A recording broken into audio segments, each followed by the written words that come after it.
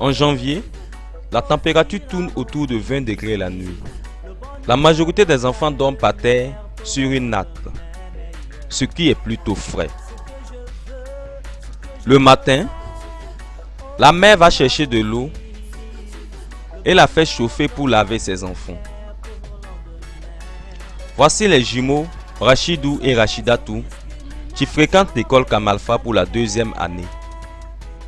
Ils sont les enfants de Jeanne Kanyili qui a elle-même complété la méthode d'apprentissage de la lecture à Kamalfa.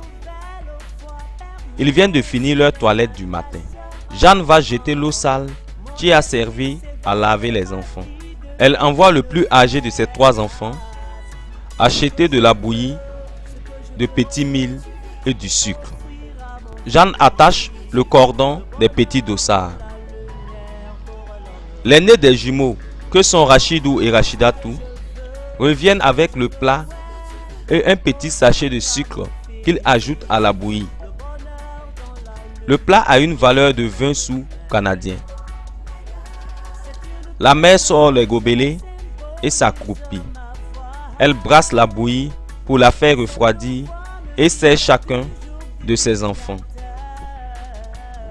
La bouillie chaude du matin nourrit et réchauffe les enfants. Il est servi au déjeuner en bouillie qui est transformée en pâte nommée tau aux autres repas. La famille vit en loyer dans une cour partagée avec d'autres locataires. Une fois la bouillie refroidie, Jeanne remplit les gobelets et sert chacune de ses enfants. Les 2 garçons partagent un petit banc alors que la petite s'accroupit comme sa mère pour manger. Lorsque le petit déjeuner est terminé, les enfants saluent leur mère et prennent la route en direction de l'école. Ils marcheront en compagnie d'un autre élève, un peu plus de 2 km pour y arriver. Dès leur arrivée, ils entrent pour saluer les assistantes.